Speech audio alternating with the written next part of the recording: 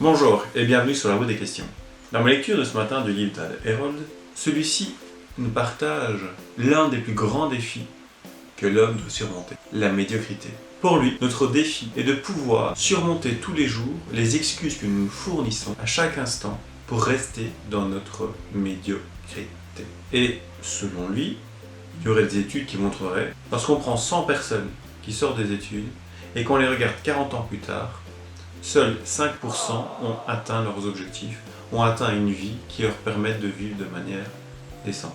95% restants, c'est des personnes qui vont devoir lutter pour survivre encore, dépendent d'amis, de personnes d'entourage. Ici, son objectif n'est pas de catégoriser ou viser, mais plutôt d'essayer de comprendre les raisons qui font que ces 95 personnes n'ont pas réussi à atteindre leurs objectifs. Pour ce faire, il faut les comprendre. Il énumère tout simplement d'abord les différents domaines dans lesquels il compte, je veux dire, regarder les 5 et les 95% des personnes, à travers le domaine physique, le domaine mental et émotionnel, la vie de couple et les finances. Donc à travers ces 4 aspects, on peut, selon lui, juger de la réussite de sa vie ou non, ou en tout cas essayer de sortir de sa médiocrité.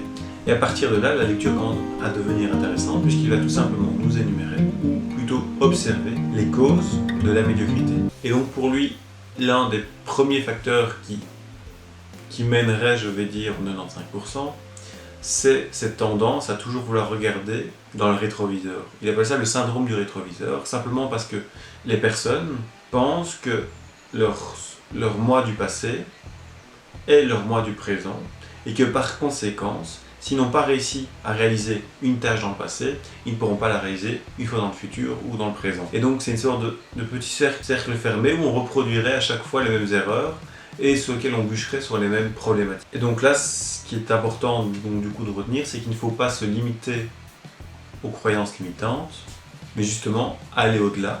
Et pour ce faire, il faut tout simplement essayer de se parler en affirmant les choses que l'on souhaite faire. Il ne faut pas forcément les dire au début en étant convaincu.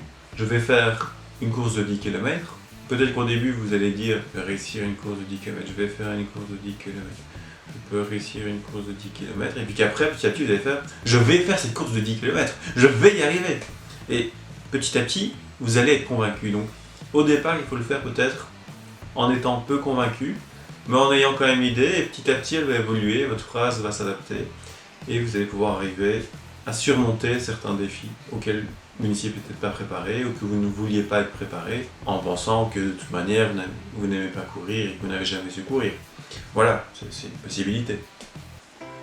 Et il finit, je vais dire, cette partie de début de réponse par gardez toujours à l'esprit que votre situation dépend de l'être que vous étiez, mais que l'orientation que vous prenez dépend entièrement de l'individu que vous souhaitez devenir à partir de maintenant. Moi je trouve que cette phrase elle résume parfaitement ce critère-là. C'est qu'on peut devenir qui on veut, quand on veut, au moment qu'on veut. Et que ce qu'on a fait ne détermine pas ce que l'on fera. Comment arriver à être dans le 5%? Merci et bonne route sur la route des questions.